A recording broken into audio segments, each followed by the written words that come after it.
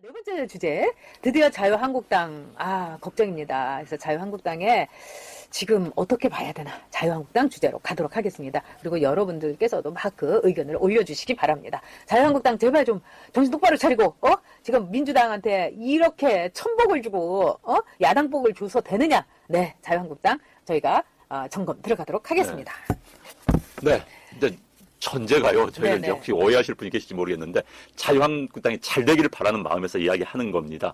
보수에서 어찌됐든 주축은 자유한국당입니다. 그렇죠. 어째 110석의 국회의원을 가지고 있고 보수는 이 좌파하고 틀려가지고 여러 뭐 시민사회 세력이라든지 밖에 텐트가 거의 없습니다. 그냥 자유한국당의 위치가 워낙 크기 때문에요. 그렇기 때문에 자유한국당이 잘못되면 보수에 큰 타격입니다. 그래서 자유한국당이 잘 되기를 바라는 마음에서 말씀드리는 거고요. 그런데 이제 어제 뭐 김태형 의원인가요? 뭐 3선 이상 뭐 사퇴하거나 불출마하거나 무슨 험지 출마해라 뭐 이런 이야기 나왔는데 그럼 좀 결기가 필요합니다. 고작 오늘 나오는 게 무슨 뭐 유민봉 의원이 불출마 선언한데 그런데 그건 당연한 이야기예요. 비례대표는요, 지역구가 없어요. 내가 당협위원장이고 지역구 있어. 현재까지 선거운동 해왔던 사람이 나 불출마 선언한다면 그래, 그렇구나 한데, 비례대표는 지역구가 없고 선거 안 나가는 게 정상입니다. 솔직히 말하면. 그런데 당연한 분이 선거 안 나간다 하니까 저는 좀 뜨악했어요. 물론, 그거라도 그 결기와 그 판단도 좀 높이 삽니다만은 오죽했으면 비례대표가 선거 안 나간다는 것이 기사가 되는 그건 아닌 겁니다. 진짜 그건 아닌 거예요. 네. 뭐 이철이도 비례대표니까. 네, 그러니까요. 근데 그렇긴 한데 제가 진짜 비례대표분들이 한다는 것은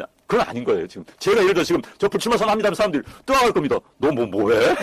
마찬가지인 거예요.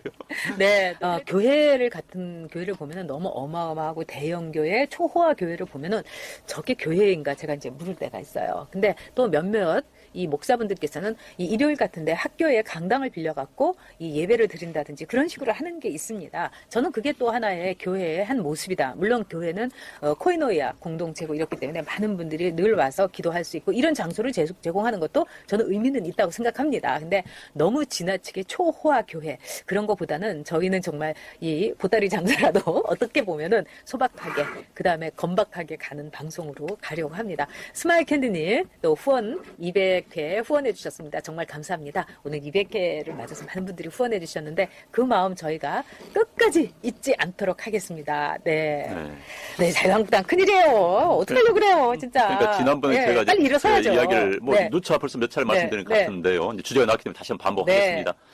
제가 조국 사태 때 그런 이야기 했었습니다. 조국이 이제 결국 조국 사태 언젠가 끝난다. 끝난 다음에 한국당이 뭘 먹고 살 것인가. 그게 있지 않습니까? 그렇죠. 사과하더라도 이게 이제 거의 다 팔릴 것 같으면 새로운 걸 만들어야 되는 거 아닙니까? 그 장사를 해야 되는 거죠. 정치도 마찬가지입니다. 특히 야당은 더더욱이나 그렇습니다. 조국이란 좋은 주제가 사라져간다. 그 다음에 뭐 할래? 이 고민을 해야 되는 겁니다. 그럼 지금쯤 내놓고 연결시켜야 되는 거예요. 그래서 지금 이제 작지만 계속 키워나가서 선거 때까지 끌고 가는 이런 전략이 기본적으로 없었던 겁니다. 그리고 저는 그때 그런 분명히 예측을 했었어요.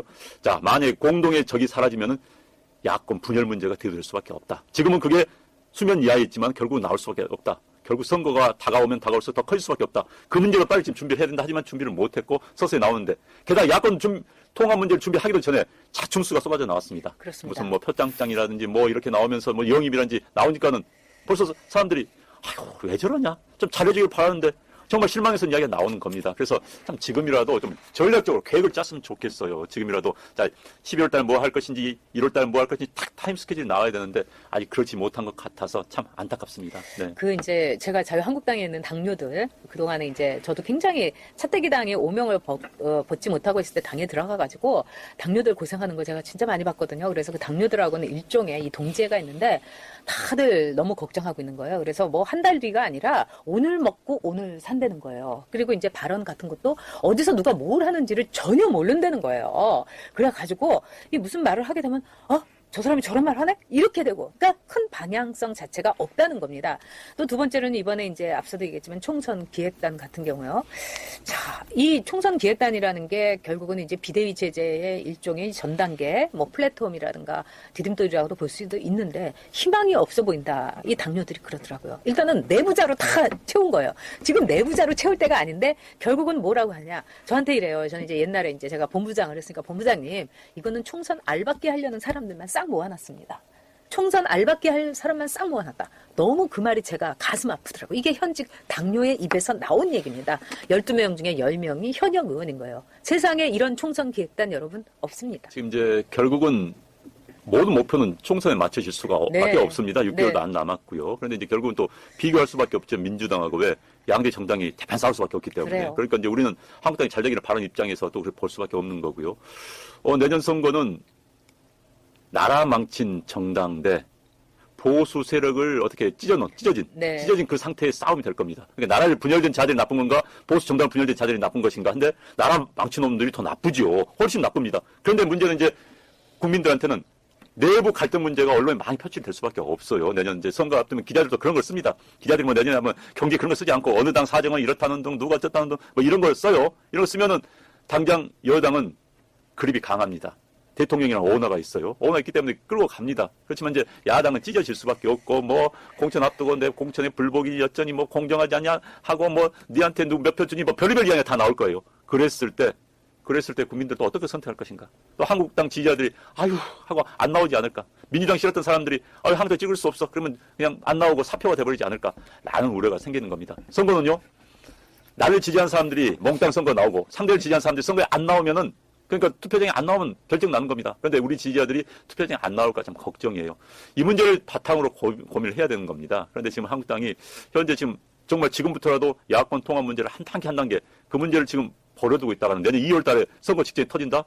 이거 해결 안 됩니다. 해결 안 돼요, 진짜. 네. 그렇습니다. 그리고 내년 선거라는 건 여러분 좌파 박전우님이라든가 많은 분이 이제 강조를 해주시겠지만 좌파 정권 20년을 가느냐, 좌파 정권을 여기서 발목을 잡아가지고 우리가 정권 교체를 하느냐, 그 리트머스 시험지입니다. 그렇기 때문에 이 예보를 우리 국민이 기적적으로 만들어야 되는데 지금 자유한국당의 어떤 시스템이라든가 자유한국당의 그 지도 체제로서는 이게 정말 가능한 건가? 저도 한숨이 푹푹 나옵니다. 왜냐하면은 자유한국당이 어떻게 중심이 돼야지 우리 공화당이 중심이 될 수는 없는 거 아니겠습니까? 다미당도 지금 어쨌든 끌어안아야 되고 네. 정말 답답합니다. 네. 네. 내년 선거는 그런데 지금 이제 어찌됐든 기본적인 물갈이가 굉장히 중요합니다. 역대 총선에서 여당 또는 뭐 야당인지 간에 물갈이율이 높은 정당이 이겼어요. 현역 의원 물갈이율이. 국민들이 그렇습니다.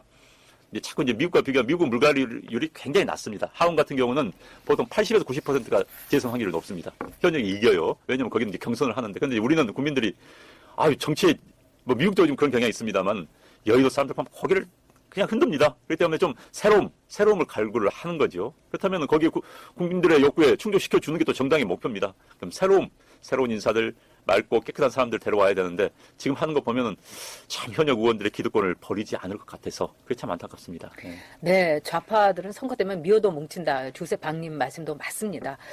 그리고 이제 지금 현재 우리가 이 자유한국당의 여러 가지 이제 돌아가는 상황이나 이런 걸 볼 때 지금처럼 왜 좋은 판에서 박지원이 같은 사람한테 왜 그런 놀림과 비아냥을 당해야 되냐는 그러니까요. 뭐 자존심 하늘에 놓으신 상합니다. 천복이다. 네. 뭐 최고의 야당복을 지금 받고 있다. 지금 이 더불어민주당이 하는 행태라든가 또는 문재인 정권을 보면 이건 나라를 깽판을 치고 말아먹고 이렇게 하는 거 아니겠습니까? 네. 근데 어떻게 이렇게 하늘이 내려준 무슨 천수답 야당도 아니고요. 정말 제가 볼 때는 답답하기 짝이 없고 뭔가 지금 여러분들께서도 내부 총질이니 뭐 이런 걸 떠나가지고 지금 뒤집어 엎어지려면 빨리 뒤집어 엎어져가지고요. 빨리 정비를 해야 된다. 저는 그렇게 생각을 합니다. 네. 그럼 이제 자꾸 이제 우리들끼리 모이면요. 네. 우리들끼리는 막 그런 주장이 많이 나오죠. 야, 경제가 개판이야. 네. 민심 떠났어. 네. 그렇기 때문에 선거 반드시 보수가 이겨.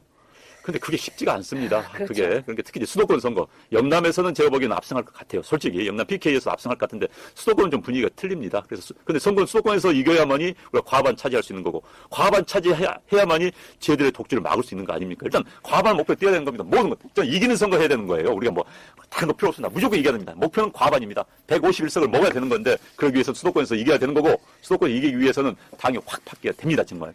네, 김인기님 말씀대로 배가 산으로 간다. 이 말이 바로 지금의 자유한국당을 그대로 묘사하는 이 표현이라고 생각합니다. 네. 그러니까 그렇지만은 우리가 국민의 그 힘으로 이번 정권 반드시 바꿔야 됩니다. 왜? 우리 보수들이 조직하고 있기 때문에 그리고 안방 TV가 200회를 버텼기 때문에 네, 앞으로도 고맙습니다. 끝까지 버텨서 정권 교체 반드시 하도록 하겠습니다. 네. 자, 200회 무엇보다도 여러분들께 감사드립니다.